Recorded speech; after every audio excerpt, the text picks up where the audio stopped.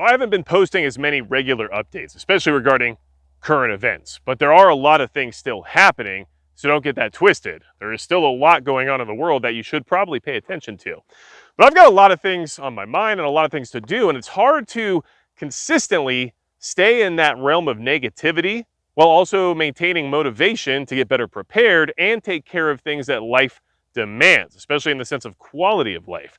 So it's been hard for me to stay up to date on everything and to provide you with all that information on a regular basis. And of course, right now we have all these different events occurring. We have India and Pakistan on the brink of war, especially because of this recent attack that happened in Kashmir regarding tourists. And then we also have the accusations coming from Pakistan now that that was a staged event in order to push this war further. And now India is talking about cutting off the water supply to Pakistan. So there's a lot of things happening in the sense of geopolitical turmoil that we can also add into the rest of the bunch. We have Ukraine and Russia, and there seems to be a relatively consistent sabotage effort of peace in the sense of constantly making it harder to negotiate anything in that region. And then we also have China and the US and their tariff war, which hasn't necessarily improved or gotten worse. It just doesn't seem to have any solution in sight. So there's a lot of things happening. And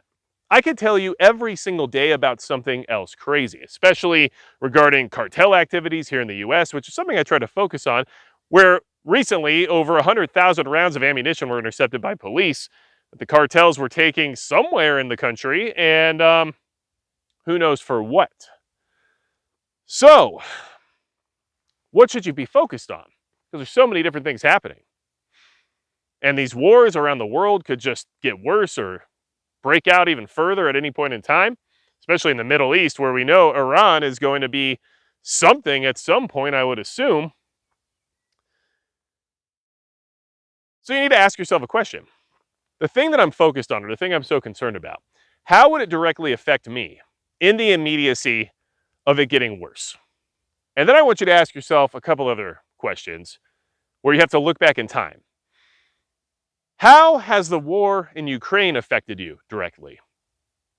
Now, can you apply that to something else happening in the world right now of a similar variety?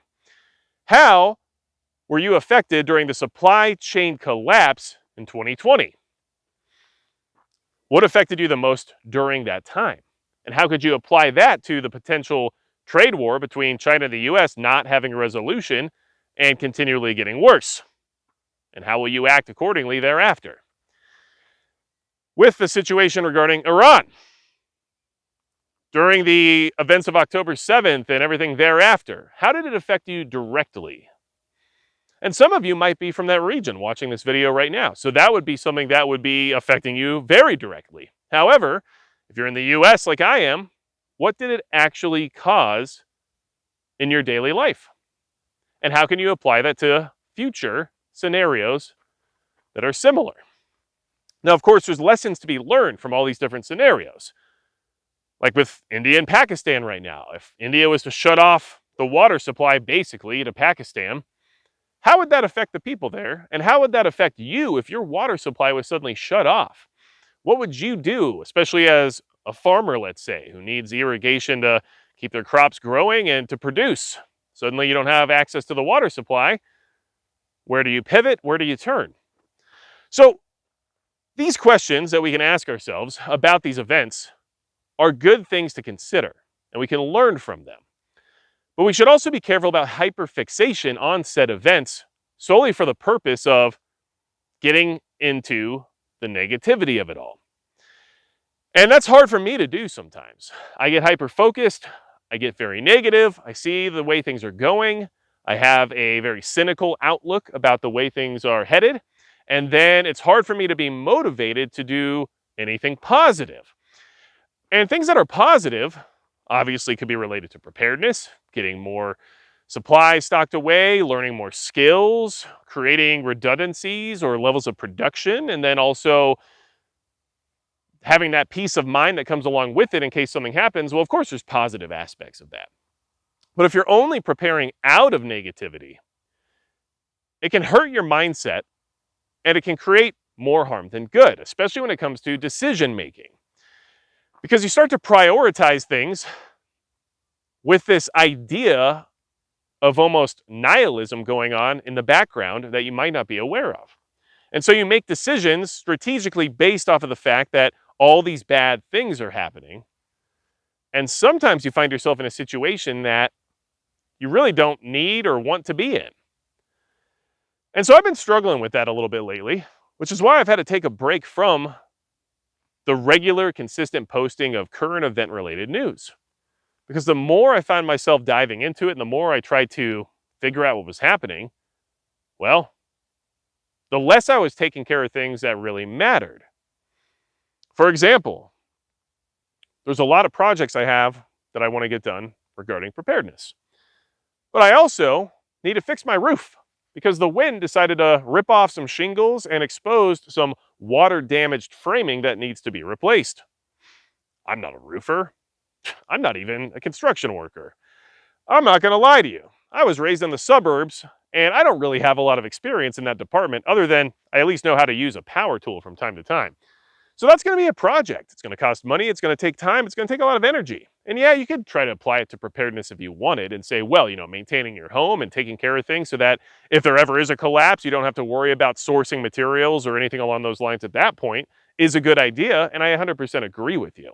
But most people who own a house don't think of it that way. They just say, hey, roof is damaged. Roof needs to be repaired. Moving on. And that's kind of where I'm at in some aspects, right?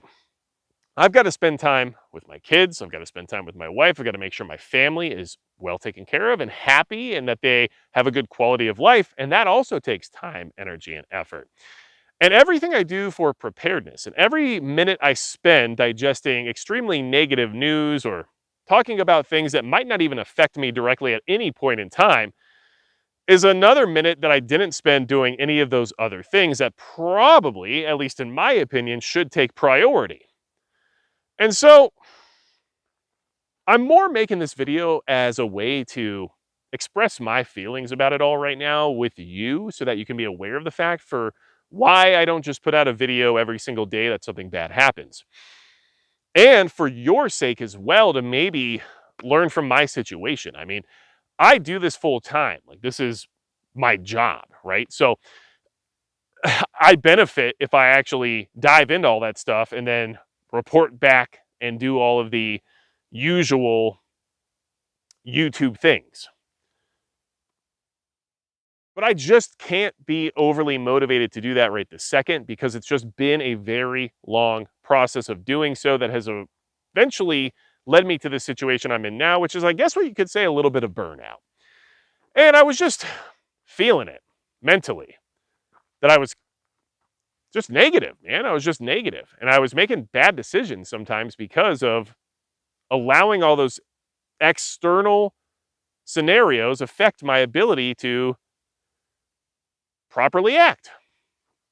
And so I don't want you to fall in that same trap.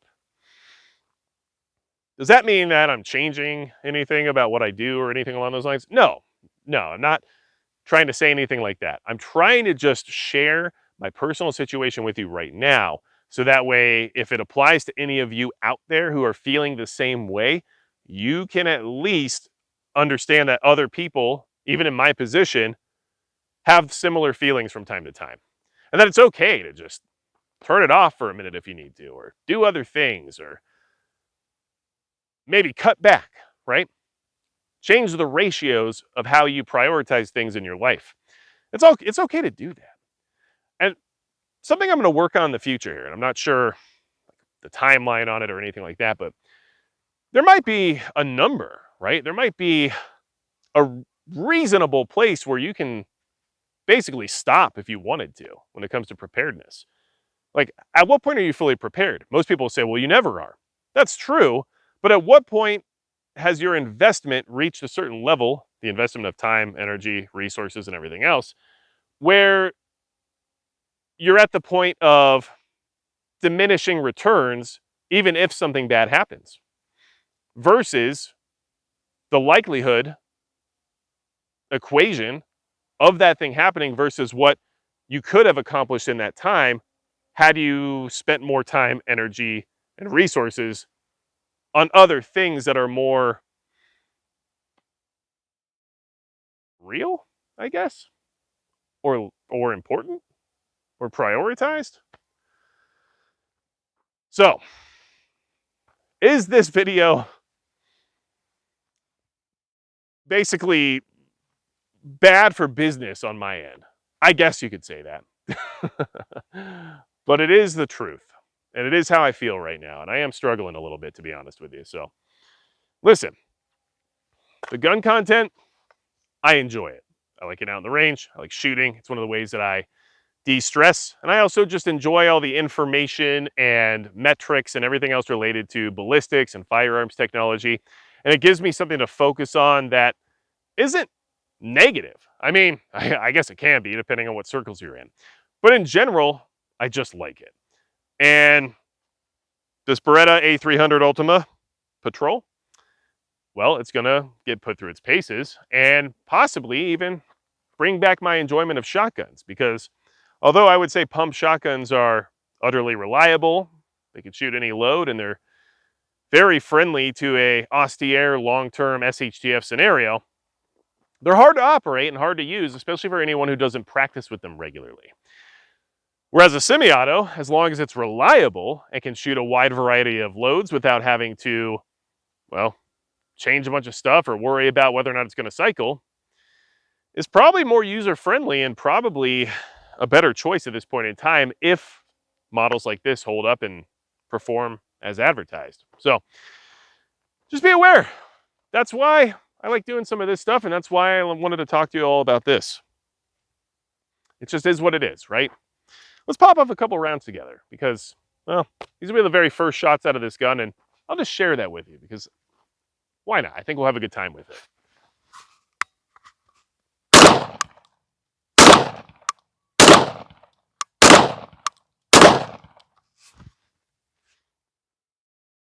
Woo, 3-inch BB shot, goose loads.